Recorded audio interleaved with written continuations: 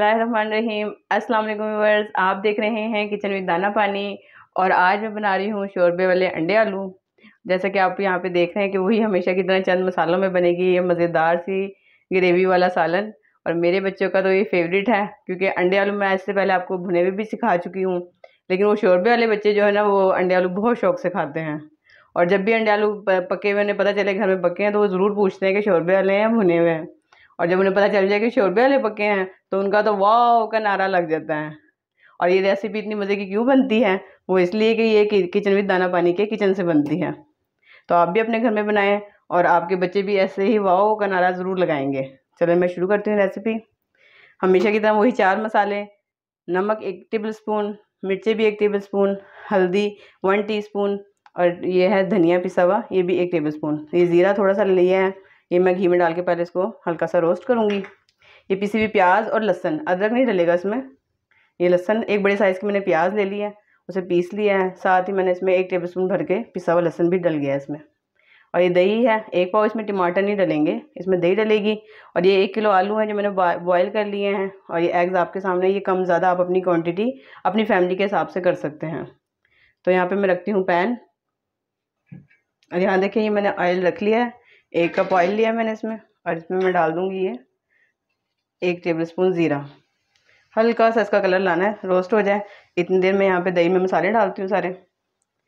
ये देखिए, मैं आपको हमेशा कहती हूँ कि पहले जो ड्राई मसाले हैं ना, इन्हें पानी में या किसी दही वगैरह में, जो टमाटर आपके पास होते हैं, डाल लिया करें। डायरेक्ट सूखे मसाले डालने से वो घी में जल जाते हैं। और थोड़ी देर पहले अगर हम मसाले में इस तरह या किसी चीज़ में गीला करके भिगो के रखें ना मसालों को, तो इनकी बड़ी अच्छी खुशबू भी होती है और ये फूल जाते हैं थोड़ा। और ये देखिए यहाँ पे ज़ीरा हल्का सा कलर आ गया इसमें।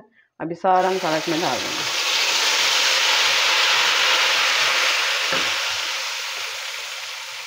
और ये बॉल वगैरह अच्छी तरह साफ़ किया करें, ताकि कोई भी चीज़ ज़ाया ना हो। मसाले वगैरह का ख्याल रखा करें, इससे खाने में बरकत वगैरह आती है। इन चीज़ों का ध्यान रखा करें। ये देखिए अब यहाँ पे ये मसाला भूनता है। ये देखिए मसाला दूसरे चूल्हे पे अच्छी तरह भूनना शुरू हो गया, बन रहा है अभी। तो मैंने यहाँ पे एक पैन और रख लिया है और इसमें मैं डालूँगी थोड़ा सा ऑयल।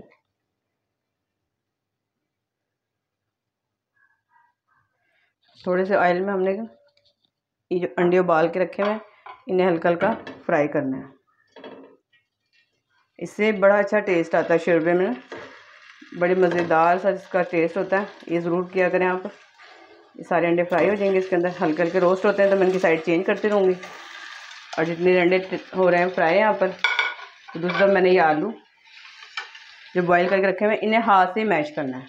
ऐसे इसके टुकड़े करने हैं इसका।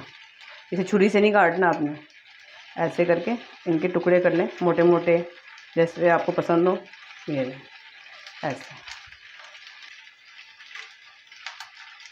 ये ऐसे ऐसे आप सारे आलू के टुकड़े कर लें।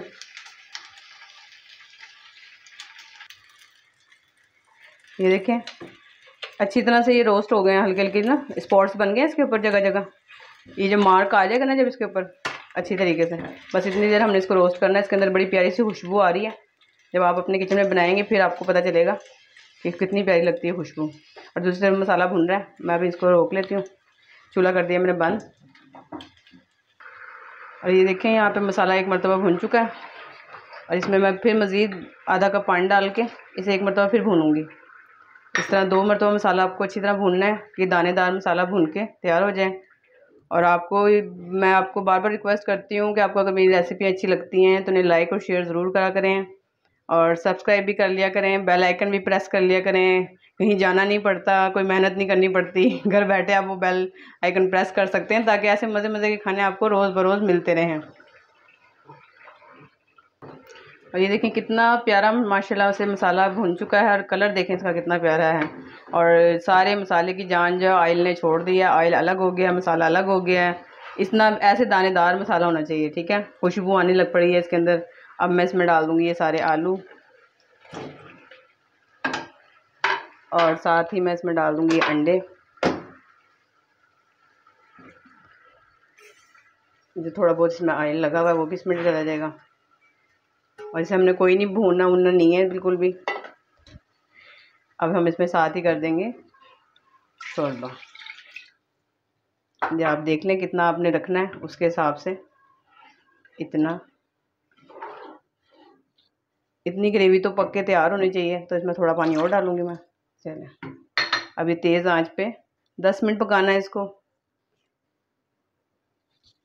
देखिए ढक्कन ढक के जब उबाल आ जाए तो इसको 10 मिनट तेज़ आंच पे पकाएंगे हम। 5 मिनट इसकी आंच इसको हल्की कर देंगे दम की कंडीशन पे, और उसके बाद ये तैयार हो जाएगा खाना, आप देखिएगा।